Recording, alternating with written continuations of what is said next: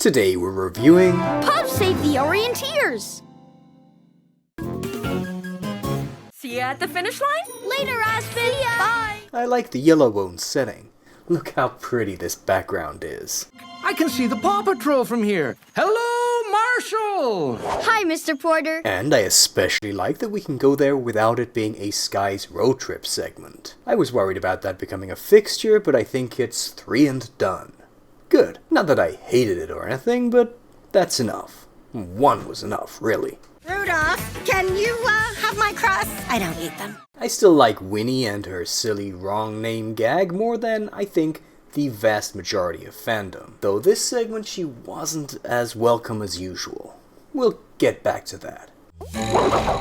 I'm also tickled, though kinda baffled too, that she has a pup tag wipe all of a sudden. I'm Park Ranger Aspen. Nice to meet you, Aspen. Aspen, while not super interesting, remains a pleasant presence, and it's nice to see her meet more of the original cast. This comfy family time for Alex and his grandpa is also simply pleasant, and a nice old-school scenario for the show.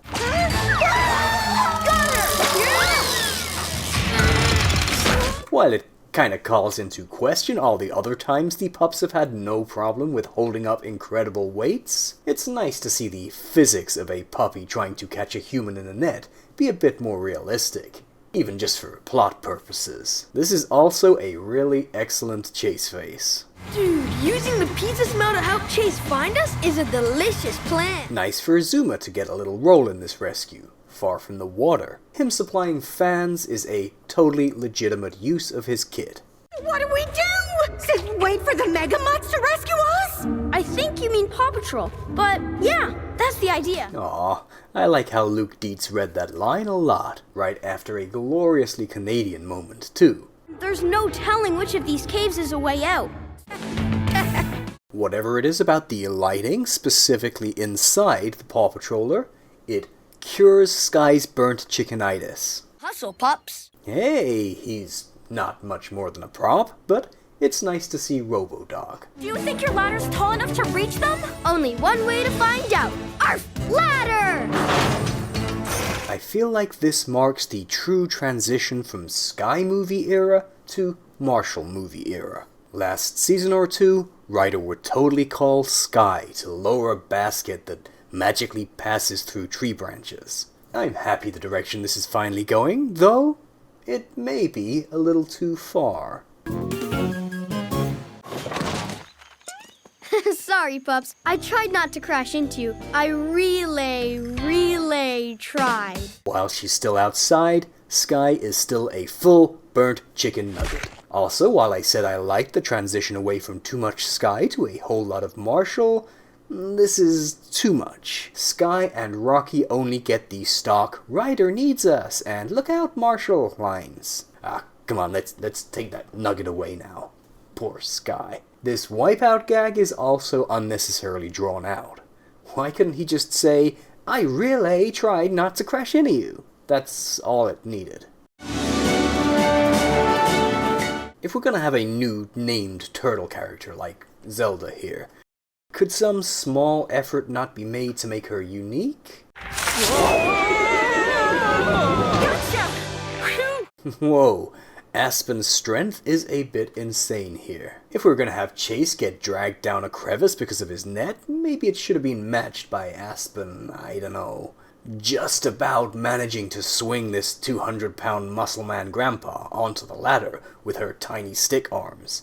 Not that it really matters.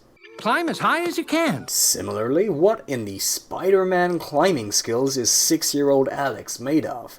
Impressive. Also, out of context, it looks like Alex gives a very ursine answer to his grandpa here. Climb as high as you can. As soon as Winnie Winnington's teammate gets here.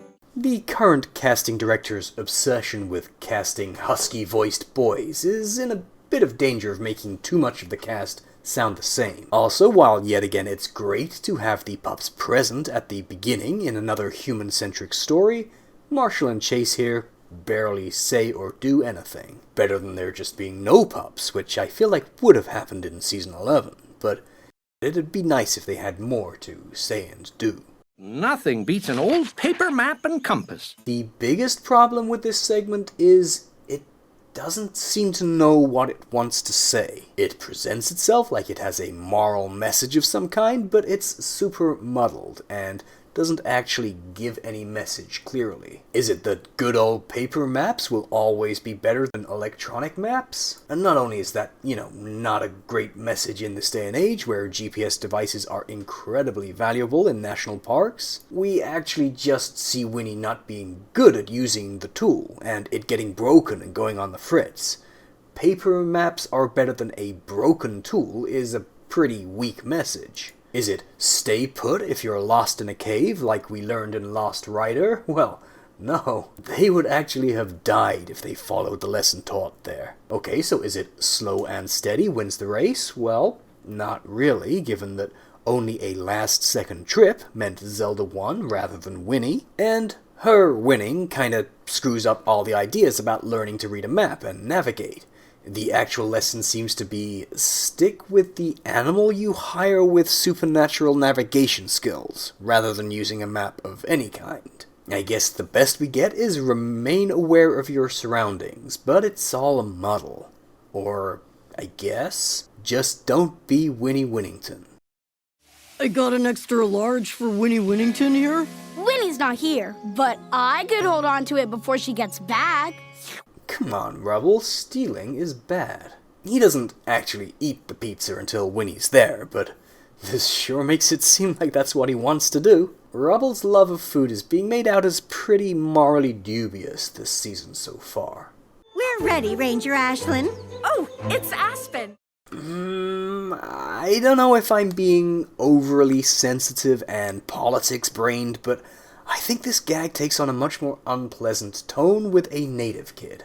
White Karen lady not bothering to get an ethnic name right has much more baggage to it than the names of dogs or white kids. I mean, ideally there should be total equal opportunities for a gag, and maybe I'm overthinking this, but it did make me wince.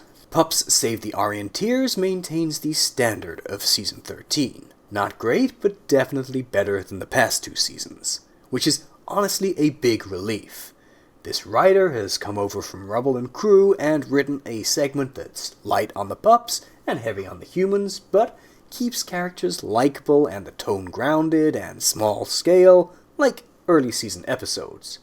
Mr. Porter is maybe a bit idiotic, and Winnie is maybe less funny than she can be, but they don't cross over into being insufferable.